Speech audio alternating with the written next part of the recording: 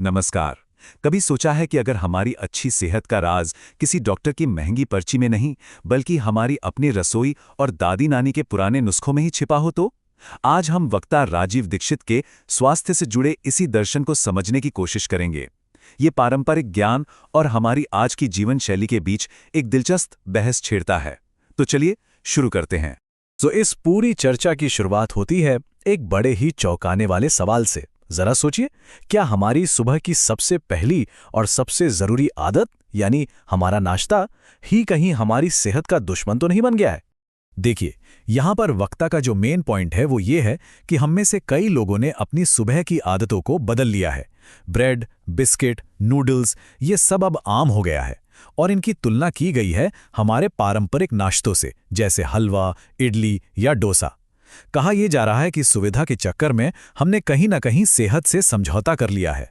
अब इन नए जमाने के खाने पीने की चीजों को ही पाचन से जुड़ी दिक्कतों की असली जड़ बताया गया है। तर्क ये है कि जिसे सड़ा हुआ मैदा कहा गया, उससे बनी ये चीजें पेट में जाकर चिपक जाती हैं और यही गंभीर कब्ज की वजह बनती हैं।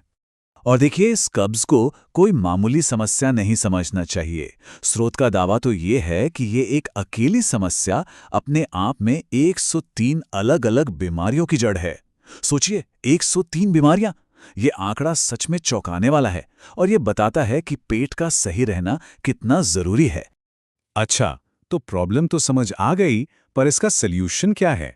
तो चलिए अब समाधान के पहले हिस्से पर आते हैं। यहाँ बात की गई है आयुर्वेदिक सिद्धांतों पर आधारित 5 बहुत ही सरल रोजमर्रा की आदतों की। तो ये हैं वो 5 नियम। सुनने में तो बड़े ही सिंपल लगते हैं ना? हमेशा गर्म पानी पियो, ठंडा कभी नहीं, खाने को अच्छे से चबाओ और हाँ, खाने के तुरंत बाद पानी बिल्कुल नहीं। स्रोत के मुताबिक यही छोटी छोटी आदतें हैं जो सेहत में बहुत बड़ा फर्क ला सकती हैं। और खाने के बाद पानी न पीने वाली बात पर तो खास जोर दिया गया है। इतना कि कहा गया है, भोजन के अंत में पानी पिया तो विष पी लिया।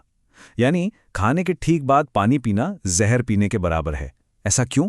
क्योंकि माना जाता है कि ऐसा करने से पेट की जठराग्नि यानी जो खाना पचाने वाली आग है वो बुझ जाती है। तो फिर पानी घूंट घूंट करके ही क्यों पीना चाहिए? इसके पीछे का लॉजिक ये दिया गया है कि जब हम धीरे धीरे पानी पीते हैं तो हमारे मुंह की लार, जो एल्कलाइन यानी क्षारीय होती है, वो भी पानी के साथ पेट में जाती है। वहां जाकर वो पेट के एसिड को बैलेंस करती है। लेकिन घट घट करके तेजी से पानी पीने में ये फायदा नहीं मिल पाता। अच्छा, इन आसान से नियमों में कितनी ताकत है, इसे समझाने के लिए एक बड़ी इंटरेस्टिंग कहानी भी बताई गई है। ये कहानी एक ऐसे इंसान की है जिसका वजन बढ़ते बढ़ते 140 किलो तक पहुंच गया था। और नतीजा सच में हैरान करने वाला था। कुछ ही महीनों के अंदर उस इंसान का वजन लगभग आधा हो गया, 140 किलो से सीधा 70 किलो पर।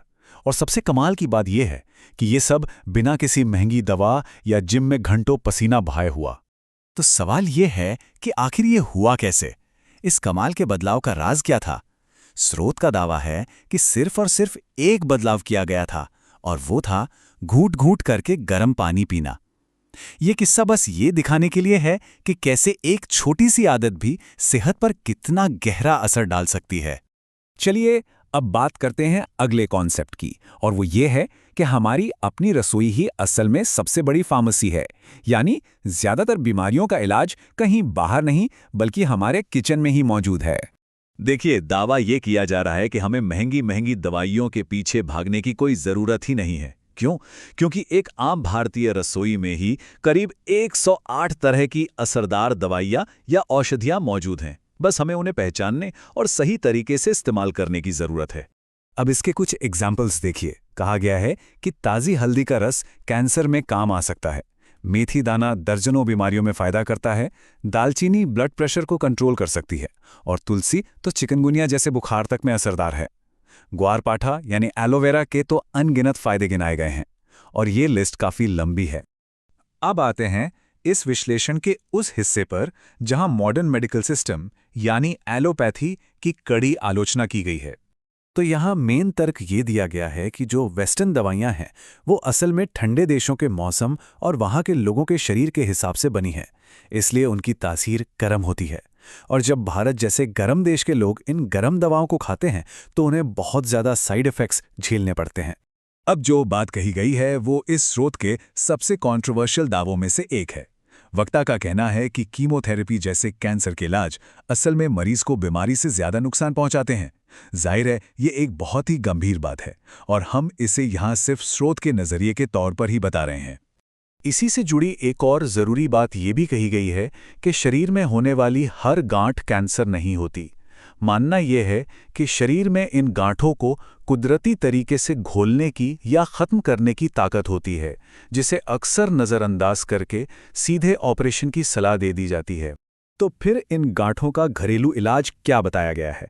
स्रोत के हिसाब से इसका सबसे अच्छा और सरल इलाज है खाने वाला चूना। इसके पीछे का लॉजिक ये है कि शरीर में गांठें अक्सर कैल्शियम की कमी से बनती हैं और चूना कैल्शियम का सबसे सस्ता और असरदार सोर्स माना गया है। तो आखिर में इस पूरी बातचीत का निचोड़ क्या है? सार यही है कि ये विचार हमें अपनी जड़ों की तरफ वापस देखने के लिए कहता है, अपनी रसोई में, अपनी परंपराओं में झांकने के लिए, जिन्हें शायद हम वक्त के साथ भूलते जा रहे हैं। और ये एक सवाल जरूर छोड़ जाता है, क्या अच्छी सेहत का राज वाकई हमारी अपनी परंपराओं में ही कहीं छिपा है?